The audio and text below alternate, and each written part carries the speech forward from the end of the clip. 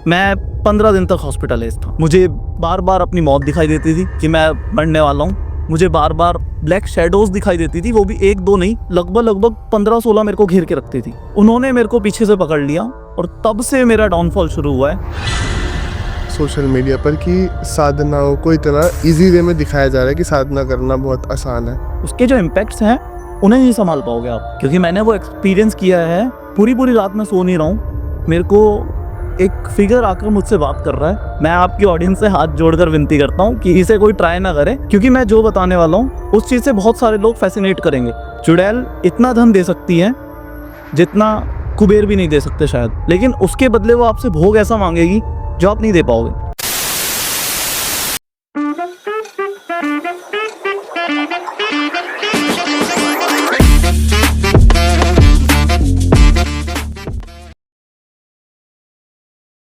नमस्कार, स्वागत है आप सबका मिस्टिकल टॉक्स के एक और नए एपिसोड में। और मैं आशा करता हूँ आप सब बहुत ही अच्छे होंगे। और दोस्तों, आज के इस एपिसोड में जो मेहमान हमारे साथ मौजूद है, सबसे पहले मैं उनका स्वागत करना चाहूँगा। दीपक कुमार भाई, नमस्कार। बहुत बहुत स्वागत है आपका। और कैसे हो, क्या चल रहा है जीवन में? सबसे पहले बस सब ठीक है आदित्य जी, आप बताइए। सब बढ़िया एकदम। तो दीपक जी, सबसे पहले शुरुआत करना चाहूँगा मैं कि अपने बारे में थोड़ा बताओ। इस फील्ड में आपका आना कैसे हुआ? सबसे पहले तो शुरुआत तो भगवान के थ्रू ही थी एक तरह से। आप ये मान लीजिए, जिस एज में किसी को होश हो हवास नहीं होता, मैं 5-6 साल से, तो मेरे दादाजी जो थे वो बेसिकली एक तांत्रिक थे। तांत्रिक इन अ गुड वे। हाँ, वो फ्री ऑफ कॉस्ट लोगों की हेल्प किया करते थे, तो मेरे को एक्साइट होता था काफ़ी उन्हें देखकर। मैं उनसे जानता रहता था, सीखता रहता था कुछ कुछ। मैं बचपन से ही, मतलब जैसे वो कुछ कर कर आए हैं, किसी की हेल्प करी, किसी का कुछ उतारा किया, तो मैं उनसे पूछता रहता था कि दादाजी ऐसा कैसे किया, दादाजी ऐसा कैसे किया, दादाजी ऐसा कैसे किया। तो आपने बचपन से ये चीजें देखी है अपने चारों? हाँ जी, हाँ जी। बचपन से ही ये सब देखा है। फिर मेरे को उसी टाइम से एक तरह से कर्स मान लीजिए या ब्लेसिंग मान लीजिए, मुझे स्पिरिट्स दिखती थी। अच्छा। हाँ, उसी एज से दिखती थी। मैं उस टाइम किसी को बता नहीं पाया, किसी को समझा नहीं पाया। फिर एक तरह से हेल्पिंग हैंड था मेरे सर पर कि जो संभालते रहते थे और ऐसी चीजें। एक मिनट के लिए मैं पूछना चाहूंगा आपसे कि कैसे दिखती थी स्पिरिट्स? मतलब इस स्पिरिट्स जैसे आप हैं, मैं हूँ, इधर कोई बैठा होगा, हो भी सकता है, बिल्कुल क्लियर दिखेगा आपको। जस्ट आपकी वो विजन होना चाहिए। वो विजन मेरा बचपन से खुला हुआ था। अच्छा, मतलब वो प्रॉपर बॉडी दिखती थी अब मतलब ऐसा कहा जाता है कि जो जिस शेप में, जिन कपड़ों में जिसकी डेथ होती है, वो सेम उसी तरह दिखता है। अच्छा, मतलब कोई शैडो नहीं, कुछ नहीं, प्रॉपर? नहीं, शुरू में शैडोज भी दिखती हैं, शैडोज भी दिख सकती हैं, लेकिन मेरे को प्रॉपर दिखते थे। अच्छा। उस टाइम का तो मैं इतना बता नहीं सकता, लेकिन आफ्टर मेरे दादाजी जब एक्सपायर हुए 2012 में, उसके बाद से वो एक तरह से कर्ज था मेरे ऊपर कि मैं कहीं भी जा रहा हूँ, कोई मुझसे हेल्प मांग रहा है। मैं आपको मरीन ड्राइव त्रिवेणी घाट का एक्सपीरियंस बताता हूँ। वहाँ पर मैं और मेरा एक फ्रेंड बैठे हुए थे, ऋषिकेश? ऋषिकेश, वहीं मेरा घर है। तो वहाँ पर मैं बैठा हुआ था, एक बंदे आते हैं, मेरा फ्रेंड स्मोक कर रहा था। वो स्मोक करते करते उसने उससे स्मोक की मांगा कि मेरे को एक कश लगवा दीजिए। उसने दे दिया। अब जो नशा करते हैं वो समझ सकते हैं इस चीज़ को कि अगर कोई भी स्मोक मांगेगा, अननोन हो चाहे नोन हो, आप जरूर देंगे। उसने उसे दे दिया, तो वो हमारे बगल में आकर बैठ गए। वो ऐसे होंगे 45 तक के, 45 एज होंगी उनकी। तो वो आकर उन्होंने हेल्प मांगी, और हेल्प मांगने के बाद वो आकर हमें बताते हैं, मेरे से डरना मत, मैं एक स्पिरिट हूँ, अच्छा। कि मैं एक आत्मा हूँ, मुझसे डरना मत। मेरे घर जाकर ये बता देना कि ऐसे ऐसे मैंने वहाँ एक इंश्योरेंस पॉलिसी कराई हुई है। वो, उनकी फैमिली इतना ज़्यादा परेशान थी, उनकी वाइफ हाउस लोगों के घरों में जाके काम कर रही थी। मैंने वो इंश्योरेंस पॉलिसी जाकर बताई, और वहाँ जाकर मैंने जब उनकी फ़ोटो देखी, मैं बता नहीं सकता वो एक्सपीरियंस कि इस इंसान से मैं अभी मिलकर आया और इसकी फ़ोटो लगी हुई है। तो जो वो स्पिरिट जो आप बता रहे हो दिखी थी, वो आपके दोस्त को भी दिखी थी या सिर्फ आपको? नहीं, फ्रेंड को तो दिखी ही नहीं थी। वो मुझे बोल रहा था तू कब से सिगरेट पीने लगा। मैंने क्योंकि उससे सिगरेट मांगी और इधर पकड़ाई, उसने ध्यान नहीं दिया। वो मेरे साथ जब गया है, तब मैंने उसे बताया कि ये देख, ये बंदा मेरे को अभी दिखाई दिया। अब वो जानता था मेरे साथ बचपन का दोस्त है। अच्छा। तो इसके अलावा भी कभी ऐसा हुआ है कि कोई स्पिरिट ऐसे दिखी हो आपसे इंटरेक्ट करने की कोशिश? मतलब जैसे मैं आपको दादाजी वाला एक्सपीरियंस बताता हूँ। जैसे मेरे दादाजी जिस दिन एक्सपायर हुए, तो संस्कार करने के बाद जब हम घर आए, मुझे वहाँ से ही बहुत ज़्यादा एक्सट्रीम वर्स कंडीशन में लोग दिखे। तो उससे बचने के लिए मैंने घर आकर हनुमान जी का सहारा लिया। वो पहला दिन था अच्छा। जब मैंने हनुमान चालीसा पढ़ी, और वो दिन है और आज का दिन है, मैं हनुमान चालीसा पढ़े बिना सो ही नहीं सकता था। अच्छा। मैं सुबह हनुमान चालीसा पढ़ता हूँ, मैं रात को सोने से पहले हनुमान चालीसा पढ़ता हूँ। ये मेरे लाइफ का रूटीन था।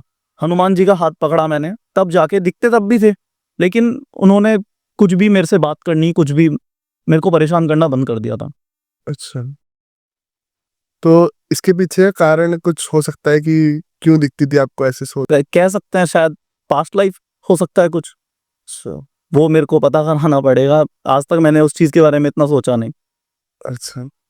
तो इसके बाद फिर क्या हुआ? जैसे आपने बताया कि वर्स कंडीशन आ गई थी बहुत ज़्यादा दादाजी। वो कंडीशन के बाद मैं 4-5 साल मैंने हनुमान जी का हाथ पकड़ के रखा। हनुमान जी ने मेरे को मेरी लाइफ में कंटिन्यू कराया। मैं अच्छे से मैंने प्रोग्रेस करी। मैंने 10th के बाद 12th करी। उसके बाद मैंने मास कम्युनिकेशन किया है। अच्छा। I am basically journalist. मैंने मास कम्युनिकेशन किया है। मास कम्युनिकेशन करने के बाद मैंने चैनल अपना एक पार्टनरशिप में मैंने चैनल भी ओपन किया। हमारी फील्ड में जैसे फ्रेंचाइजी होती है ना, हमारे में उसे ब्यूरो बोला जाता है। अब जैसे आप अगर इंडिया टुडे का एक ब्यूरो लेंगे, तो आप एक पर्टिकुलर स्टेट के उसके एक तरह से ओनर हो जाएंगे। कि यहाँ से जैसे आपको कोई न्यूज़ टेलीकास्ट करनी है, जैसे उत्तराखंड की कोई न्यूज़ टेलीकास्ट करनी है, तो वो न्यूज़ मेरे थ्रू हो जाएगी। अच्छा। ठीक ठीक। और उसके बाद मेरी लाइफ में मेरे गुरु आए पहली बार। अच्छा। हाँ, आपने सिद्धू वाला सुना होगा देहरादून में। वहाँ एक माता का मंदिर है। वहाँ पे वो अप्रोक्स 90-95 उनकी एज होगी। वो मेरे गुरुजी हैं। उन्होंने मुझे पहली बार हनुमान चालीसा की सिद्धि कराई। कि अब मैं यहाँ पर बताऊं ना बताऊं, आप बता दीजिए कि मैं किस तरह वो प्रोसेस क्या होता है। लेकिन एक तरह से वो हार्मफुल भी हो सकती है अगर बिना नॉलेज के करेंगे तो। अच्छा। ज़्यादा डीप में मत बताओ, थोड़ा ऐसे ही बता दो। हाँ, मतलब मेरे को एक संकल्प लेकर इतनी इतनी काउंटिंग्स में हनुमान चालीसा करनी थी, और उसके बीच में कुछ मतलब प्रोज एंड कॉन्स थे जिनका मेरे को ध्यान रखना था। उसके उसके बाद एक बच्चे के हाथ में जो टीनेज में हो 20-21 साल का, एक खिलौना लग गया कि ऐसे हम अगर साधना करेंगे, ऐसे सिद्धि करेंगे, तो आपको ये मिल सकता है, आपको वो मिल सकता है, आपको इतनी नॉलेज मिल सकती है, आपको एनर्जीज दिख सकती हैं, आप अपनी लाइफ में प्रोग्रेस कर दोगे। उस टाइम पर ये यूट्यूब वगैरह पे तो आज सिद्धियों का ट्रेंड चला है। मैं डायरेक्ट उन अपने गुरु से सीखा था, और मेरे हाथ में एक खिलौना ऐसा मिला कि मुझे उससे खेलने में मज़ा आ रहा था, और वो खिलौना मेरी मदद कर रहा था। तो हनुमान चालीसा सिद्ध करने के बाद आपको कुछ पॉजिटिव मतलब नसाई? बहुत ज़्यादा पॉजिटिवनेस आई। उसके बाद मैंने अपने घर के देवी देवता सिद्ध करे। अच्छा। हर घर में एक देवी देवता होते हैं, एक पितृ होते हैं, फिर एक ग्रामीण देवता होते हैं, फिर एक घर के कुल के देवी देवता होते हैं। मैंने जो अपने कुल के देवी देवता थे उन्हें सिद्ध करा। उन वो मेरे को जब से दिखना शुरू हुए। कुल देवता कौन आपके? मेरे कुल देवता 5 बावरियों में से एक बावरी हैं, अच्छा। और माता है माता मदानन अच्छा। जी की। ये माई बसंती राय वाला आपने मंदिर सुना होगा, वो मेरी घर की कुल देवी हैं अच्छा। जी। तो आप बता रहे थे कुल के देवी देवता सिद्ध करें, हाँ, उसके बाद से? अब जैसे कुल देवी देवता मेरे को मैंने सिद्ध करे, उसके बाद उन्होंने मेरे को दर्शन देने शुरू करे, और दर्शन देने के बाद मेरी लाइफ में ऐसे मिस्टीरियस चेंजेस आए, और इतना एक्सेल करा मैंने अपनी लाइफ में कि मैं बता नहीं सकता। मेरे को मजा आना शुरू लग गया। मेरे को कुछ भी प्रॉब्लम होती थी कि बताओ क्या होना है अब, बताओ क्या होना है अब। एक तरह से मेरे पास एक टाइम मशीन थी जिससे मैं फ्यूचर देख सकता था, कि मैं उनसे पूछ रहा हूँ, वो मेरे को बता रहे हैं कि अब ऐसा नहीं ऐसा होने वाला है, अब ऐसा नहीं ऐसा होने वाला है, तूने ऐसा करना है, तूने वैसा करना है, तूने ऐसा करना है। तो वो कैसे प्रॉपर सामने दिख? वो प्रॉपर सामने दिखते थे, या मेरे को दर्शन सपने में आकर दे देते थे। मैं आपको एक छोटा सा एग्जांपल बताऊं, जो मतलब जानते होंगे वो बता सकते हैं। अगर मैं चाहूं तो मैं यहाँ पर कोई भी चौराहा होगा, उस चौराहे को बांध सकता हूँ, और उसे बांधने के बाद आपके घर के पास का ही अगर मैं चौराहा बांध दूंगा, तो आप वहां से आगे नहीं निकल पाएंगे। जैसे आपको उसे क्रॉस करना है। मैंने ये अपने फ्रेंड्स के साथ बहुत एक्सपेरिमेंट किया है कि उन्हें मैंने अपने घर बुलाया, और मैंने वहाँ चौराहा बांध दिया। अब बचपना था और सिद्धि मिल गई, तो शौक में कर रहा हूँ मैं ये सब कुछ, कि मैंने चौराहा बांध दिया, और चौराहा बांधने के बाद मैं उन्हें बुला रहा हूँ कि मेरे घर आ जाओ, ऐसे ऐसे। और वो मेरे को फ़ोन करके बता रहे हैं कि भाई मैं तेरे घर आ ही नहीं पा रहा हूँ, मेरे को डायरेक्शन नहीं मिल रहा। मैं इस तरह की चीज़ों से मैं खेला हूँ। एक तरह से मेरे लिए तो खेल था वो। बिल्कुल बचपने में मैं खेल रहा था उन सब चीज़ों से। मेरे को उसका प्रोज़ नहीं पता थे, कॉन्स नहीं पता थे, क्योंकि उस चीज़ के रिगार्डिंग ना मैं अपने गुरु के पास कभी जाता था, ना मैं उन्हें ज़्यादा इन्फॉर्म करता था। सिर्फ़ अगर मैं कहीं फँस गया, नॉलेज चाहिए, तब मैं उनसे पूछ रहा हूँ, वरना मैं पूछता ही नहीं था। अच्छा, तो ये चीज़ें ऐसी चलती रही फिर? ये चीज़ें ऐसे ही चलती रही। उसके बाद मेरे को ज़्यादा एक्साइटमेंट होने लगी इस चीज़ से रिलेटेड। तो मैंने, मतलब वही होता है ना कि आज आपके पास इतनी पावर है तो आपको ज़्यादा चाहिए। अब वो पावर फिर एक्साइट करना बंद कर देती है। अब उसके बाद मैंने उससे उससे ऊपर, उससे ऊपर, उससे ऊपर, उससे ऊपर ये सोचता रहा मैं कि इससे ज़्यादा मेरे को एनर्जी कहाँ से मिल सकती है? कहाँ मैं क्या साधना कर सकता हूँ? मुझे माँ काली, माँ तारा का एक रूप है। ये दूसरी महाविद्या होती हैं। अब माँ तारा का जो मेन काम है, वो है आपको लाइफ में प्रोग्रेस कराना, आपकी विशेज़ पूरी करना। सर, तो मेरे को बड़ा एक्साइटमेंट होता था माँ तारा को रिलेटेड। मैंने अपने गुरुजी से पूछा कि माँ तारा को सिद्ध करने का तरीका क्या है? उन्होंने मेरे को मना कर दिया, नहीं सँभाल पाएगा। अच्छा। मैंने कहा मेरे को तरीका बता दो, मैं नहीं करूँगा। मैंने ज़िद में आके तरीका पूछा, प्रोज़ एंड कॉन्स पूछे, मैंने कर ली साधना। अच्छा, अपने आप ही? मैंने अपने आप ही, मतलब उनकी परमिशन ली, उन्होंने मेरे को मना करा। फिर मैंने उन्हें बताया कि मैं साधना करके देखूँगा सिर्फ़, अगर कुछ मेरे को कमी लगी तो मैं रोक दूँगा। मैंने वो साधना करी। अब ये पुनर्जन्म का कुछ वो मान लीजिए कि ब्लेसिंग थी कि मेरे को माँ तारा सिद्ध हो गई। अच्छा। इन जस्ट 42 डेज़ मेरे को माँ तारा ने दर्शन दिए हैं। और वो माँ तारा के दर्शन, कहते हैं ना कि आपकी शरीर एक छोटा 100 वाट का एनर्जी बल्ब है, अगर उसमें 1000 वाट की एनर्जी आ जाएगी तो आप नहीं सँभाल पाओगे। मेरे को जैसे माँ तारा ने दर्शन दिए, मैं 15 दिन तक हॉस्पिटलाइज़ था। अच्छा। मैं 15 दिन तक हॉस्पिटलाइज़ था, वजह कुछ नहीं। मुझे बार-बार अपनी मौत दिखाई देती थी कि मैं मरने वाला हूँ। मुझे बार-बार ब्लैक शैडोज़ दिखाई देती थी, वो भी 1-2 नहीं, ब्लैक शैडोज़ में पता लगता था कि फीमेल फिगर है, और लगभग 15-16 मेरे को घेर के रखती थी, हॉस्पिटल के टाइम पर। मेरे से गलती क्या हुई? मैंने साधना करी, पूरी श्रद्धा से साधना करी, पर साधना करने के साथ-साथ जब मैंने वो माँ तारा का रूप देखा, मैं उनसे माँगने की जगह कुछ मैंने हाथ जोड़ लिए कि माँ, मुझे सात्विक तौर पे बस दूर से दिखो, मैं नहीं झेल पाऊँगा ये दर्शन। क्योंकि उनका रूप जो था वो बहुत विकराल था। सर। वो एकदम मदरली जेस्चर में ही मेरे को देख रही थी, लेकिन मैं सँभाल नहीं पाया। तो अब कहते हैं ना, जैसे एक छोटा-सा एग्ज़ाम्पल दूँगा आपको, जैसे मेरे आपके मम्मी-पापा मेरे नोन हैं। मैं उन्हें घर पे इनवाइट करता हूँ कि आइए आज मेरे घर पे भोज है, ये आपको ऐसा-ऐसा खाना खाना है। मैंने आपके लिए, उनके लिए 56 प्रकार के भोग तैयार करके रखे हुए हैं, और जब वो मेरे दरवाज़े पे आते हैं, मैं उन्हें देखकर डर गया, या कुछ भी मेरे साथ बात होती है, और मैं उन्हें बिना भोग दिए, बिना किसी चीज़ के, मैं उन्हें वापस भेज देता हूँ। तो उस ड्यूरेशन में जो माँ की योगिनियाँ होती है ना, माँ की सेविकाएँ, वो मेरे पीछे पड़ गई। अच्छा। माँ ने मेरे को कुछ नहीं कहा।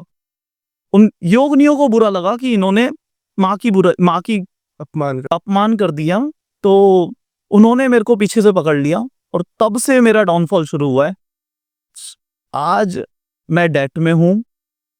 मैं जिस चीज़ में हाथ डाल रहा हूँ एप्रॉक्स, वो मैं डाउनफॉल ही डाउनफॉल आता जा रहा है। वो योगिनियों वाला इंसिडेंट ऐसा था कि उसने मेरे को राजा से फ़कीर बना दिया बिल्कुल। तो योगिनियाँ दिखती थी आप? हाँ, मेरे को दिखती थी। मतलब क्लियर नहीं दिखती थी, ब्लैक फिगर दिखते थे, तो मैंने, हाँ, शैडोज़। तो मैंने उसके रिगार्डिंग अपने गुरु से कंसीडर किया था, तो गुरु ने मेरे को बताया था कि ये योगिनियाज़ हैं। अच्छा, पहले आपको नहीं पता था? नहीं, मेरे को नहीं पता था। मुझे लगता था कि भूत-प्रेत हैं। तो क्या ऐसा क्या नेगेटिव इम्पैक्ट धीरे-धीरे आया? नेगेटिव इम्पैक्ट, जो मेरा काम चल रहा था, काम चलना बंद हो गया। सबसे पहले मैं फाइनेंशियली डाउन हुआ हूँ, उसके बाद मैं फिज़िकली डाउन हुआ हूँ। मैं लगभग जिसने इंसान ने हॉस्पिटल कभी देखा नहीं था, वो हॉस्पिटल के मेरे चक्कर कंटिन्यू हो गए थे। मुझे स्टोन हो गया, उसके बाद मेरे को अपेंडिक्स हो गया, मतलब कुछ ना कुछ मेरे को प्रॉब्लम्स चलती ही रही कंटिन्यू। और सर दर्द तो ये मान लीजिए कि मेरे को लगता था माइग्रेन है, पर माइग्रेन था नहीं, बाय गॉड ग्रेस। पर सर दर्द मेरे कंटिन्यू रहता था, बिल्कुल कंटिन्यू, कभी टूटा ही नहीं है सर दर्द तो। साथ साथ मैंने इसके अलावा मैंने मतलब वही है ना, मजाक मजाक में किसी चीज के प्रोज एंड कॉन्स ना जानते हुए, वो जो मेरे गुरु थे वो बहुत अच्छे थे, आज वो दुनिया में नहीं है, लेकिन उनसे मैं पूछता रहा और मैं करने की कोशिश करता रहा। मैंने माँ तारा से पहले मैंने एक अप्सरा सिद्ध करी। अच्छा। वो अप्सरा सिद्धि की इतनी कॉमिकल बोल सकते हैं और बचकानी हरकतें बोल सकते हैं कि मैंने साधना करने में बैठा, मैंने अपना सुरक्षा चक्र बनाया। सुरक्षा चक्र बनाने के बाद जब वहां पर उनके जो नेगेटिव एनर्जीज होती हैं वो अट्रैक्ट होती हैं आपकी परीक्षा लेने के लिए, तो जैसे वो परीक्षा लेने आई, मैं डर कर ऐसे भाग गया। वो तो मेरे घर के देवी देवताओं की, इनका आशीर्वाद था मेरे ऊपर कि वो मेरे को बचाते रहे। और सबसे गलत बात जो मेरी थी, मैं ये सब कुछ जो भी कर रहा था, मेरे घर में इसके बारे में किसी को कुछ नहीं पता था। मेरा एक ऊपर रूम बना हुआ है सेपरेट, मैं उसमें बैठ कर करता था, किसी को उसमें मैंने आना अलाउ नहीं किया हुआ। तो फिर उसके साथ का सीन क्या था अप्सरा? नहीं, मैं बता तो रहा हूँ, वो नेगेटिव एनर्जीज जैसे आई, मैं घेरा तोड़कर भाग गया। मैं भाग गया, बस बीमार रहा हूँ। लेकिन वो घर के देवी देवताओं की बात थी, तो अप्सरा इतनी कोई बहुत बड़ी शक्ति नहीं होती है, सबसे सौम्य होती हैं। वो खुद से इतना इम्पैक्ट नहीं करती लाइफ में। उन्होंने मेरे को छोड़ दिया था एक तरह से। तो जैसे भाई वो योगिनियों को आप बता रहे थे, तो वो डाउनफॉल हुआ, वो चीज़ ठीक कैसे हुई, खत्म कैसे हुई? वो डाउनफॉल मेरे को कहाँ लेकर गया, आप सुनेंगे तो आपको विश्वास नहीं होगा शायद। मैं घर से निकलता हूँ, एक दिन की बात बता रहा हूँ आपको, 29 अप्रैल मैं घर से निकला। मेरे को कुछ बैंक से रिलेटेड काम था। मेरे हाथ में सिर्फ और सिर्फ एक बैग है, बैग खाली था, एक उसमें एक जोड़ी कपड़े नहीं, कुछ नहीं। मैं अपनी बाइक लेकर निकला, मैंने बाइक खड़ी करी हरिद्वार। हरिद्वार बाइक खड़ी करी, मैं अनकॉन्शियसली घूम रहा हूँ, मेरे को अपना बिल्कुल कॉन्शियसनेस नहीं थी। मैं हरिद्वार बाइक खड़ी करने के बाद, मैं जो ट्रेन मेरे को पहले दिखी मैं निकल गया। मेरे हाथ में पैसे नहीं थे, मेरे हाथ में कोई कपड़े नहीं थे, कुछ नहीं थे। मैं जस्ट घर की स्लीपर्स में और लोवर टी शर्ट में था। मैं जिस पहली ट्रेन में बैठा, निकल गया मैं। वहां से मैं पहले पहुंचा हूँ इटावा। इटावा पहुंची वो ट्रेन, उसने मेरे को छोड़ दिया वहां पे। इटावा के बाद मेरे को एक बंदा मिलता है अपनी एज का, उसने मेरे को समझाया आप मथुरा जाओ। अच्छा, मैं उसे जानता नहीं था, कुछ नहीं, उसने मेरे को मथुरा भेज दिया। मथुरा में जाकर मिलता हूँ प्रेमानंद जी महाराज से। अच्छा। हाँ, मैंने वहाँ वेट किया काफ़ी ज़्यादा, लेकिन वही थोड़ा जर्नलिस्ट वाला दिमाग चल रहा था। मैंने उन्हें बोला झूठ कि मैं एक बुक लिखने जा रहा हूँ प्रेमानंद जी महाराज के ऊपर, मेरे को एक मीटिंग करा दीजिए। मैं उनसे मिलता हूँ। उनसे मिलने के बाद वो मेरे को देखते रहे, मैं उन्हें देखता रहा। 2 मिनट की मीटिंग थी, एकांत मीटिंग थी। उनके जो असिस्टेंट हैं उन्होंने कराई थी, जो वो पब्लिकली होती है वो नहीं थी वो। हाँ, लेकिन मैंने एक सवाल नहीं उनसे पूछा और उन्होंने मेरे से एक सवाल नहीं पूछा। लास्ट में जाते हुए उन्होंने मेरे कंधे पर टैप किया और टैप करने के बाद बस इतना बोला कि कोई नहीं, अगली बार जब आएगा बोल पाएगा। अब शायद वो समझ चुके थे कि मैं झूठ बोलकर आया हूँ या कुछ भी। मैं मिला उनसे। उनसे मिलने के बाद मैं आगे वाराणसी चला गया। वहां से मेरे पास पैसे नहीं है उस ड्यूरेशन में, मेरे पास कोई कपड़े नहीं है, मैं एक भिखारी की तरह घूम रहा हूँ। मेरे पास अपना आईफोन था, मैंने वो बेचा, जिसकी वजह से मेरे घर वालों को ये पता लगा कि मैं जिंदा हूँ। वो आईफोन वाले इंसिडेंट की वजह से मैंने वो आईफोन बेचा। और आईफोन बेचने के बाद मैंने खाने पीने का एक्सपेंस मैनेज करा, क्योंकि मैं भूख कंट्रोल नहीं कर सकता।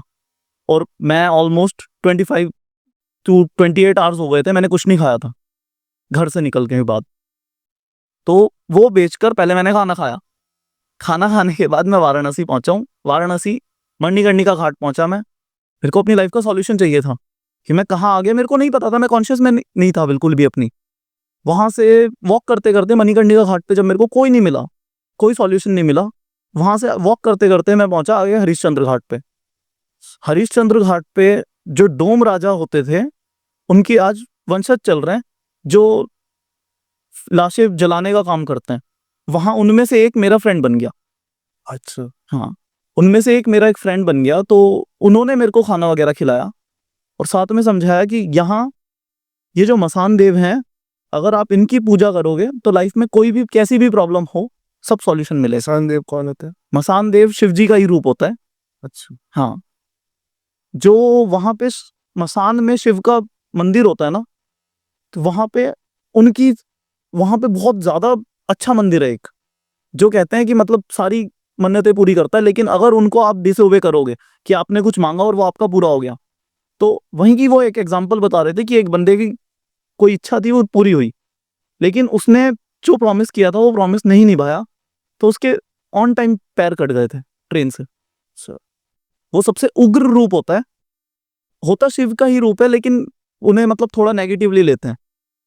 उन्होंने मुझसे वहां एक दो तीन नकली नकली कहूंगा मैं तो, नागा साधु से मिलवाया। अच्छा। हाँ, जो मेरे डोम राजाओं में से फ्रेंड बने थे उन्होंने। तो नागा साधुज ने मुझसे एक बॉटल वाइन डिमांड करी, मैं लेकर गया। उन्होंने कहा ये जलती हुई चिता पे चढ़ा दो। मैंने चढ़ा दी, मैं कॉन्शियस में नहीं था बिल्कुल भी अपनी, मैंने चढ़ा दी। वो वाइन उन्होंने पी। उसके बाद उन्होंने मेरे से चिकन डिमांड करी कि चिकन लेके आओ हमारे लिए। चिकन भी लेकर आया। मैं प्रॉपर सात्विक वेजिटेरियन हूँ, तो मैंने अपना अलग खाना खाया। मैं उन्हीं के साथ बैठा रहा पूरी रात। अच्छी। पूरी रात उन्हीं के साथ बैठे बैठे मैं देखता रहा कि ये मेरे को कोई सॉल्यूशन देंगे, ये मेरे को कोई सॉल्यूशन देंगे। वो मेरे को सॉल्यूशन के टाइम पे क्या बोलते हैं, आप अपने घर चले जाओ। मेरे को घर ही नहीं पता मेरा घर कहाँ है, मैं कहाँ चला जाऊँ।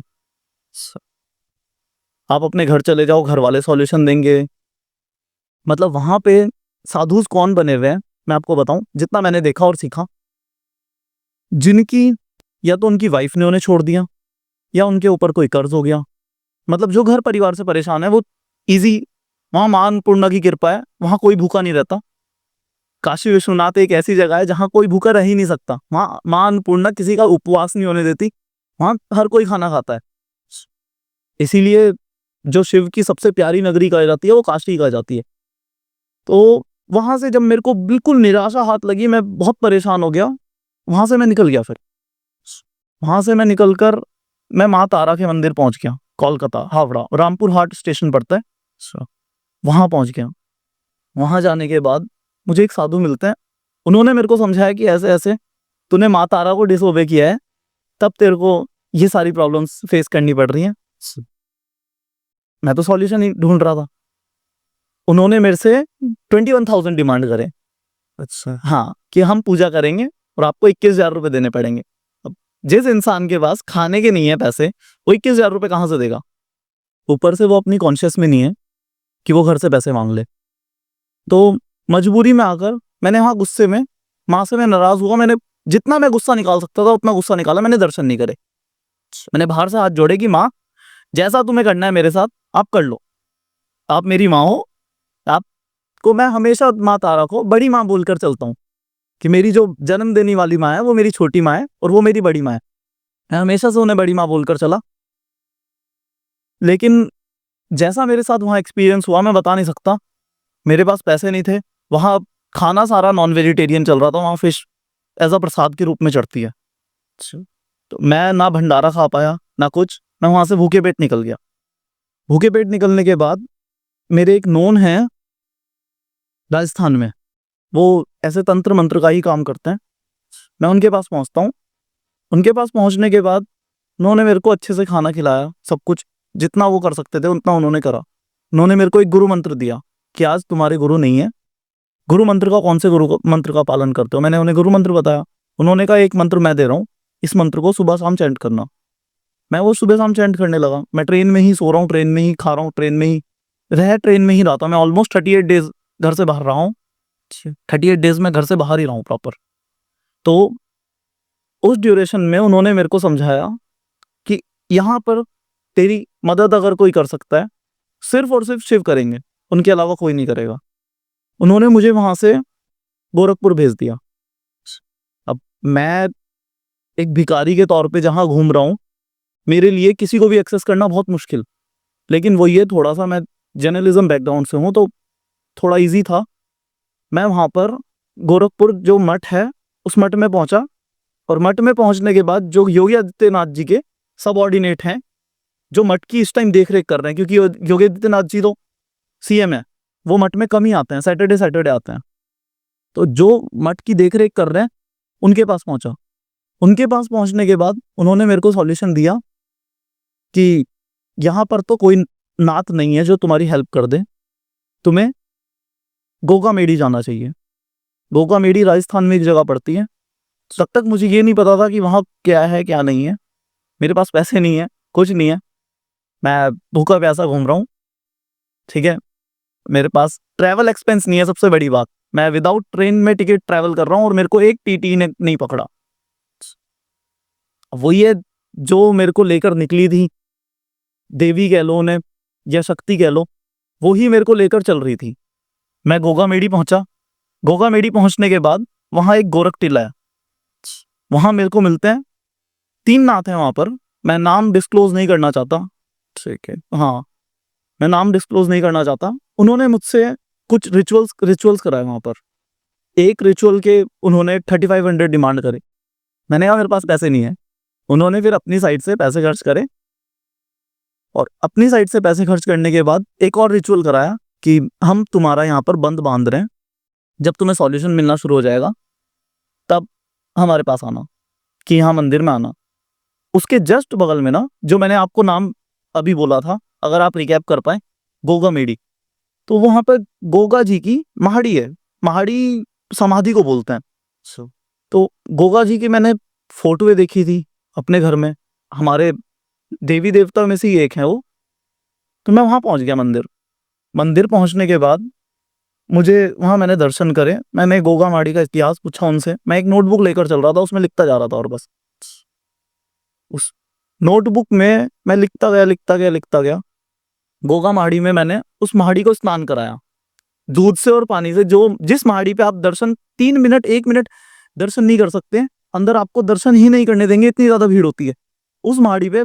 बाय गॉड ग्रेस मेरे साथ जो शक्ति चल रही थी, उन्होंने मेरे को वहां, मैंने उस महाड़ी को स्नान कराया, मैंने आरती अटेंड करी अच्छे से। उसके जस्ट बगल में मैंने एक स्थान देखा, वो मेरे ग्रामीण देवता जिनका मैंने शुरू में जिक्र किया था, उनका स्थान था।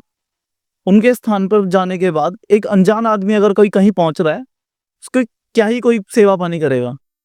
मुझे वो वहां जाकर उन्होंने मेरे सर पे पगड़ी बांधी, मेरी परेशानी सुनी। मैंने कहा मेरे को ये नहीं पता मेरा घर कहाँ है।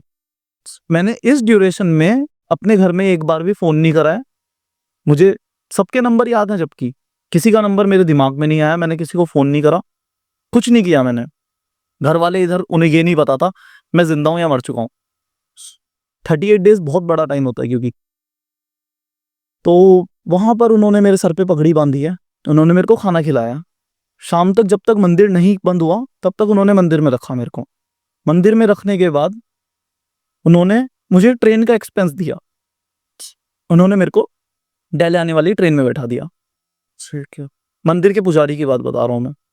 उन्होंने मेरे को दिल्ली आने वाली ट्रेन में बैठाया। वहां से मैं कैसे कैसे करके, मेरा एक रिलेटिव का घर है लुधियाना, मैं वहां पहुंच गया। उन्होंने मेरे को रिसीव कराया, वहां मेरे घर वालों को बुलाया, वहां से मैं तब घर आया हूँ। अच्छा। और जब से मैं घर पहुंचा हूँ, मुझे मेरे जो फादरली फिगर हैं, जितने भी मेरे देवी देवता हैं, मेरे खुद के ग्रैंड पेरेंट्स हैं, मेरे को वो क्लियर विजुअल्स आ रहे हैं उनके। मेरे को वो डायरेक्ट आकर साफ साफ बता रहे हैं, तूने ऐसे ऐसे करके सेवा करनी है, तूने जो जो पाप करे हैं, पुण्य करे हैं, गलतियां जितनी भी हुई हैं वो सारी सॉर्ट आउट हो जाएंगी, गलतियां सारी सॉर्ट आउट हो जाएंगी, पर तूने ऐसे ऐसे ऐसे ऐसे, वो मेरे को इस टाइम डायरेक्ट कर रहे हैं, वो डायरेक्शन दे रहे हैं। अब मैं उस डायरेक्शंस पे चलता जा रहा हूँ। उन डायरेक्शंस के थ्रू ही मेरी लाइफ का सॉल्यूशन निकलेगा, बस उसी सहारे से। मैं कब इस टाइम घर हूँ, मेरी मदर का मैं आपको बता नहीं सकता वो, क्योंकि मैंने बाइक जहां खड़ी करी, इन्हें सबको ये लग रहा था कि मैं गंगा जी में छलांग लगाकर मैं एक्सपायर हो चुका हूँ। यहाँ घर में ये रोना चल रहा था कि हमारे बच्चे को तो एक चिता की अग्नि तक नहीं मिली और मैं ऐसे पागल की तरह घूम रहा हूँ। जैसे हम आजकल देख रहे हैं सोशल मीडिया पर कि साधनाओं को इतना इजी वे में दिखाया जा रहा है कि साधना करना बहुत आसान है। तो कहीं ना कहीं एक सीख भी है कि साधना का एक ये भी इस तरीके से नेगेटिव इम्पैक्ट भी आ सकता है, जो पूरा आपकी लाइफ को तहस नहस कर सकता है। आदित्य जी, मैं आपको बताऊं, साधना करना सच में इजी होता है अगर आपके ऊपर थोड़े बहुत भी आपके चक्रास एक्टिवेटेड हैं, या आपके पास कोई पुनर्जन्म का प्रसाद है, साधना करना बहुत ईजी होता है, बहुत ज़्यादा ईजी होता है, लेकिन उसके जो इम्पैक्ट्स हैं उन्हें नहीं संभाल पाओगे आप। क्योंकि मैंने वो एक्सपीरियंस किया है, वो इम्पैक्ट, कि पूरी पूरी रात मैं सो नहीं रहा हूँ, मेरे को एक फिगर आकर मुझसे बात कर रहा है और मैं उसका जवाब दूं तो मैं उसकी शक्ल ना देख पाऊँ। एक ब्लैक शैडो में फिगर आ रहा है, वो मुझसे बात कर रहा है, मैं उसको जवाब नहीं दे पा रहा हूँ। मैं वो एक्सपीरियंस कितना हॉरिबल था मैं बता नहीं सकता हूँ। ऐसे ही एक बार मेरे खुद के घर में, जिस रूम में मैं सोता था, मैं सेपरेट ही सोता था, मैंने आपको बताया, उसमें मैंने अलाउ नहीं किया हुआ था किसी और को आने के लिए। अच्छा। तो रात को एसी के एक्सटीरियर में आग लग जाती है, एसी के आउटर जो पार्ट होता है उसमें आग लग गई। मेरा पूरा कमरा जल रहा था, सिर्फ मेरा बेड छूटकर। मैं उस आग से कैसे बचकर भागा हूँ मुझे पता है। बाद में मैंने पता करा, सब पैरानॉर्मल एंटिटी। ऐसे ही जिस दिन मैं घर से बाहर निकला, उस दिन मेरे घर के पर्दों में मीटर से आग लग गई। अब ये सारे इंसिडेंट्स की जब घर वालों ने कहीं कहीं पूछा कि कहाँ चला गया, कैसा है कैसा नहीं है, कि बेटा जिंदा भी है या नहीं है दुनिया में, तब उन्हें बताया गया कि ये सब मैंने ही करा है। मतलब एक तरह से अनकॉन्शियसली ये सब मैं ही कर रहा था और मेरे को खुद ही नहीं पता। मैं रात को 2:30 बजे घर वालों को उठाने भागा हूं कि घर में आग लग गई, आ जाओ। अब मैं तो अश्योरिटी से ये भी नहीं बोल सकता कि वो सब मैंने किया या नहीं किया, क्योंकि मेरे को पता ही नहीं है उस चीज के बारे में। तो वो साधनाओं का जो इम्पैक्ट आपने बोला, वो इम्पैक्ट तो कुछ भी कैसा भी हो सकता है, क्योंकि वो आपकी दुनिया के नहीं है, वो आपके साथ नहीं चल रहे हैं। हम बोलते हैं ना कि बस मैं बता नहीं सकता हूँ आपको वो एक्सपीरियंस कैसा था। वो कुछ भी कर सकते हैं, कुछ भी, कैसा भी एक्सपीरियंस हो सकता है और आपके साथ कुछ भी घट सकता है उसमें। कई बार ऐसा हुआ है कि मैं बाइक चला रहा हूँ और बाइक चलते चलते मेरी बाइक ऐसे टर्न हो गई अपने आप, किसी ने मोड़ दिया है। फिर पता लगता था कि हाँ टर्न हुई है। मैं 1-2 बार गिरा भी हूँ, लेकिन मेरे को चोट नहीं लगी। वो ये मारने वाला है अगर तो बचाने वाले भी हैं। अच्छा भाई, जैसे अभी हम सिद्धियों की बात कर रहे हैं पूरी, की सिद्धि से ये हुआ वो हुआ, तो आजकल बहुत ज्यादा सुनने में आ रहा है, बहुत ज्यादा फैसिनेट कर रही है चीजें जी। सोशल मीडिया पे लोगों को। तो ऐसे हम सिद्धियों पे अगर बात करें तो बहुत सारी एंटिटीज का जिक्र होता है सिद्धियों में। भी आपने तो माँ तारा का जिक्र किया, जी, पर उसके अलावा भी लोग कई नेगेटिव एंटिटियों को भी सिद्ध करते हैं। मैं नेगेटिव एंटिटी में आपको बताऊं, एक एक्सपीरियंस है मेरे पास। मेरे खुद के गुरुजी ने, मेरे एक मतलब फ्रेंड मान लीजिए, वो उन्हीं के शिष्य हैं। अच्छा, आपके गुरुजी के शिष्य हैं? हाँ, गुरुजी के मतलब एज काफी ज्यादा है, तो वो खुद ये सब नहीं कर सकते। एज का रिस्ट्रिक्शंस होता है, क्योंकि ये शरीर, ये जो नेगेटिव एनर्जीज होती है ना, ये आपके शरीर से एनर्जी खींचती हैं। अच्छी, अगर आप कुछ ऐसा कर रहे हैं, उन्हें सिद्ध कर रहे हैं या कुछ भी उनसे काम ले रहे हैं आप, तो वो आपके शरीर से आपको बहुत ज्यादा एनर्जी ड्रेन कर लेंगे आपके शरीर से। तो वो गुरुजी खुद नहीं कर सकते थे। उन्होंने एक चुड़ैल साधना बताई एक मेरे फ्रेंड को। चुड़ैल सिद्ध करना? चुड़ैल सिद्ध करना, आपको सुनकर हंसी आ रही होगी, पर चुड़ैल सिद्ध करना एक तरह से मुश्किल से 2 घंटे का काम है। अच्छा। मुश्किल से 2-2.5 घंटे का काम होगा, और बहुत इजी, सबसे इजीएस्ट तरीका वो है। अच्छा, मैं आपकी ऑडियंस से हाथ जोड़कर विनती करता हूं कि इसे कोई ट्राई ना करे, लेकिन इस चीज से, क्योंकि मैं जो बताने वाला हूं उस चीज से बहुत सारे लोग फैसिनेट करेंगे। चुड़ैल इतना धन दे सकती है जितना कुबेर भी नहीं दे सकते, शायद माँ लक्ष्मी भी नहीं दे सकती, क्योंकि उनके ऊपर रिस्ट्रिक्शन रहती है। ये फ्री घूम रही हैं, इनके ऊपर कोई रिस्ट्रिक्शंस नहीं है किसी की। चुड़ैल मुश्किल से 2-2.5 घंटे में सिद्ध हो जाती है। एक प्रोसेस होता है रात को 12 बजे बाद, 12 बजे कहने की बात है, वैसे 1-1:30 बजे के बाद ही होता है। 2 बजे से प्रोसेस शुरू होता है, सुबह 4 बजे तक रहता है वो। अमावस की रात पे ही सिद्ध हो सकती है वो सिर्फ। अच्छा, वो जो गुरुजी ने वो कराई थी सिद्ध, वो स्पेशल गाइडेंस के साथ सिद्ध कराई थी, ये बोलकर कि इस सिद्धि से तुमने कोई भी अपना काम नहीं लेना, क्योंकि अगर अपना काम लिया तो हम उसके डेथ में आ जाएंगे, और एक बार उसके डेथ में आने का मतलब है हमने उसको कुछ काम करके देना पड़ेगा। उसके काम कितने घिनौने हो सकते हैं वो आप उस नाम से ही समझ सकते हैं, जो चुड़ैल है। अब चुड़ैल जैसा उसने मेरे को बताया, चुड़ैल एक 3-3.5 फुट की एंटिटी होती है। अच्छा। उसका जला हुआ चेहरा होगा, 3-3.5 फुट की एंटिटी होगी। वो आकर तुमसे नाक के थ्रू बात करेगी। अच्छा। नाक के थ्रू बात करने के बाद जो आप उससे एक काम बोलोगे वो काम कर देगी, लेकिन उस काम के बदले आपको कुछ ना कुछ उसको भोग प्रसाद तो देना ही देना पड़ेगा। अब गुरुजी ने वो जो काम कराया था, एक लड़की थी उन्हीं के पास, एग्जॉर्सिज्म के लिए आई हुई थी, जिसको काफी टाइम से परेशान थी वो। तो उसको किसी चुड़ैल ने ही कब्जा किया हुआ था उसके शरीर पर। उससे चुड़ैल से काबू पाने के लिए एक चुड़ैल ही सिद्ध कराई थी, चुड़ैल से चुड़ैल को ही निकलवाया था गुरुजी ने। होता होगा कोई प्रोसेस, इतना मैंने उनसे पूछा नहीं, ना मैंने वो चीज खुद करी थी। ठीक है। तो उस प्रोसेस के दौरान गुरुजी ने मुझे बताया कि वो जो लड़का था वो प्रॉपर लड़की की आवाज में बात कर रहा था, जैसे फिल्म में। मैंने वो चीज, मैं चाहता था कि लाइव देखूं, लेकिन मेरे को अलाउ नहीं किया गया था उसके दौरान। तो ऐसी ऐसी भी चीजें होती हैं। लोग आज शमशान सिद्ध कर रहे हैं, लोग आजकल चुड़ैल सिद्ध कर रहे हैं, लोग हर चीज की सिद्धि के पीछे भागे हैं, क्योंकि हर किसी को शॉर्टकट चाहिए। चुड़ैल को सिद्ध करने के बाद फिर क्या करा उसका? हाँ, वो आपने बताया कि वो चुड़ैल से चुड़ैल वाला मैटर। हाँ, उसके बाद फिर उसके बाद उस चुड़ैल को पानी में विसर्जित करना पड़ता है। यह विसर्जन के और भी तरीके होते हैं, जैसा उन्होंने मेरे को बताया था कि उन्होंने चलती नदी में जल प्रवाह किया था उसका। मतलब बस काम नहीं। भोग प्रसाद देने के बाद जल प्रवाह किया था, तो वो भोग प्रसाद का जो सामान होगा, उस सामान को अगर आप विसर्जित कर देंगे तो वो उसके साथ साथ चली जाती है।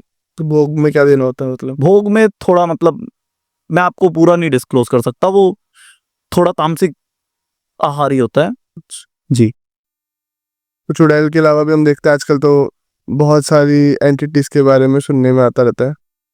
जैसे कि हम देखते हैं कि अभी आपने योगिनियों का भी जिक्र किया, काफी लोग योगिनियों को भी शायद सिद्ध करते हैं।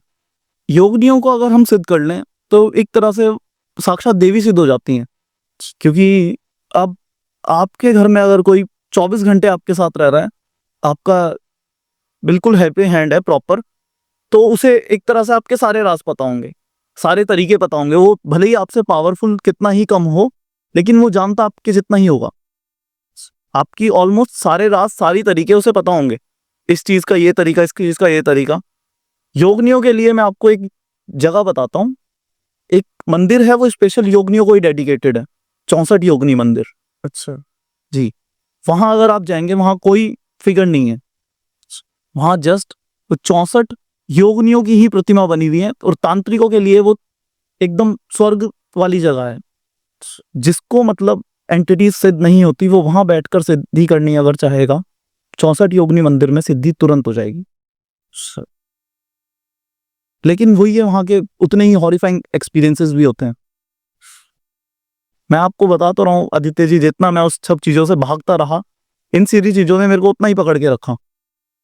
इसी के साथ हम देखते हैं कि कुछ एंटिटीज अगर यूट्यूब पर देखा है तो बहुत ज्यादा ट्रेंड कर रही है, हाँ जी, हाँ जी। ज्यादा फेमस हो रखी है। जैसे कि हम देखते हैं कि कर्ण पिशाचनी के बारे में बहुत सुनने को मिलता है। उनके बारे में भी आपने शायद सुना तो होगी, मतलब अपनी साधना के दौरान कि ऐसी भी एंटिटीज होती मैं आपको बताऊं, इंडिया में कर्ण पिशाचनी के साधक ऑलमोस्ट होंगे, काफी ज्यादा हैं, लेकिन एक जिन्होंने इस साधना को और इस एंटिटी को फेमस करा है, मैं आज आपको उनके बारे में बताता हूं। ये एक इंसान थे यूपी के, यूपी में एग्जैक्ट जगह याद नहीं आ पा रही है मेरे को उनकी। उन्होंने ये साधना करी थी सबसे पहले, वो रेलवे टीटी थे। अच्छा, टीटी होने के दौरान उन्हें एक अघोरी साधु मिले, जिन्होंने उन्हें ये साधना सिद्ध कराई थी। और उन्होंने इस साधना के वजह से वो टीटी जॉब अपनी विद इन 5 to 10 days छोड़ दी थी।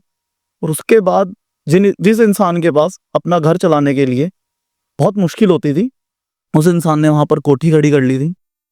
और उस इंसान के पास ऑलमोस्ट पूरे इंडिया से बड़े बड़े नाम, जिनका नाम यहाँ पे डिस्क्लोज करना सही नहीं रहेगा, almost ministers to MPs, MLAs, सब उसके पास जाते थे ये पता करने कि अगला कल क्या होने वाला है।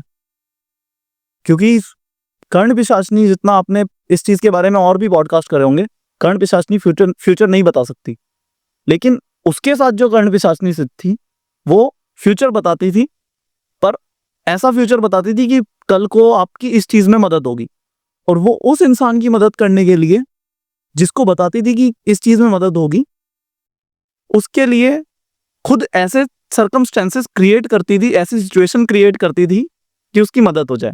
मतलब हिंट्स देती थी। जैसे एक बहुत फेमस केस है, उसके उन इंसान के पास उनके कोई नॉन फ्रेंड थे, वो आए कि मेरी वाइफ का अफेयर चल रहा है, मैं क्या करूं। उन्होंने उन्हें बताया कि तुम कुछ मत करो, तुम्हारी वाइफ के साथ जो इंसान है वो एक्सपायर होने वाला है और वो सारी प्रॉपर्टीज उसके नाम कर देगा। अच्छा, तो कर्ण पिशाचनी ने, ऐसा कहा जाता है कि कर्ण पिशाचनी ने उस आदमी को जाकर मार दिया था और वो सारी प्रॉपर्टीज उसकी वाइफ के नाम हुई, जिसके बाद उसे भी, जिस इंसान ने ये सारी नॉलेज दी थी, जिसे कर्ण पिशाचनी सिद्ध है, उसे काफी अच्छी मोटी अमाउंट दिया गया था। ये कर्ण पिशाचनी वाला जो ट्रेंड है, ये आज यूट्यूब पे फेमस हुआ है, लेकिन लोग इसे मेन अघोरी सिद्ध करते हैं। वो भी इसलिए जिद करते हैं, ना उन्हें कोई काम वासना का शौक होता, ना कुछ। उनका मेन पर्पस होता है कि छोटी मोटी शक्तियां पास होनी चाहिए। अघोरीज जो सिद्ध करते हैं वो मेन माँ के रूप में या बहन के रूप में सिद्ध करते हैं, और आम जो जनता यहाँ पर यूट्यूब से चल रही है वो इसे प्रेमिका या पत्नी के रूप में सिद्ध कर लेते हैं, जहां से उनका नाश होना शुरू हो जाता है।